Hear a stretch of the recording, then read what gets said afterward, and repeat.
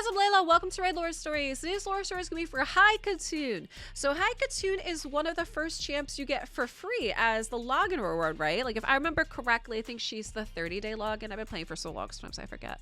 But I feel like she's the 30-day login. So I think it's so fun that we actually have a story for her finally. So let's read it together. The nomads of the Kraken Desert are infamous for the ferocity in battle, as well as their independent, if cantankerous nature. Only rarely can they come to agreement, and disagreements are often settled by battle. There are grudges between clans that stretch back centuries. Were it not for these enmities, the clan might have forged a realm to rival that of Arabia or Karak. Yet on those rare occasions when grudges are put aside in favor of unity, a warlord known as a High Khatun is chosen to lead the unified tribes to war. This individual must exemplify those traits that the nomads hold in high esteem: ferocity in battle, courageous in the face of opposition, wisdom to know when not to attack, charisma, and of indomitable will.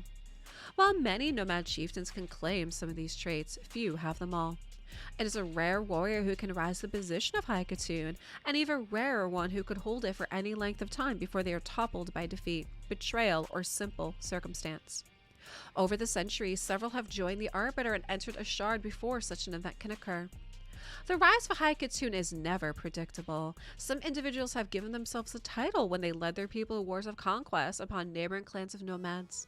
Others were sent on quests into the deepest quarters of the desert to return with the heads of deadly beasts as proof of their right to be named High Khatun. Still others had the title bestowed upon them by their fellow chieftains when the tribes were faced with an existential threat.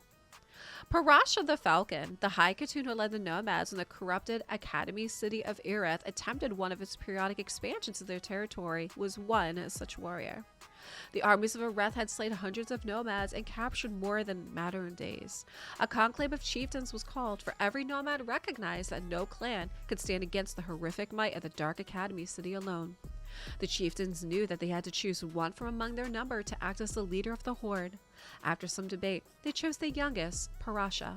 No fool, Parasha knew that she had not been chosen for reputation or charm, but because her clan was among the least influential.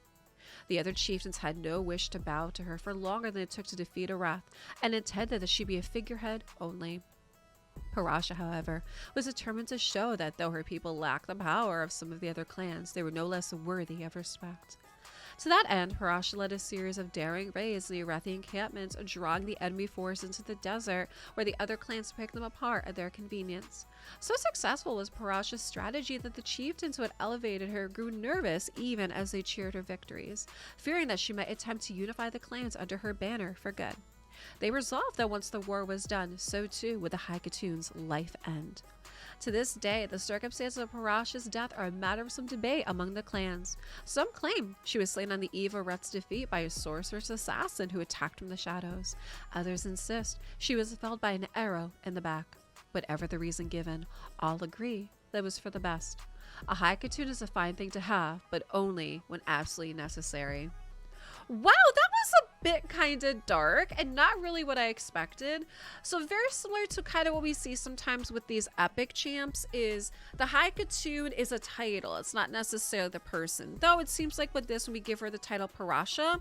But then it says that basically they used her and then she died in the end.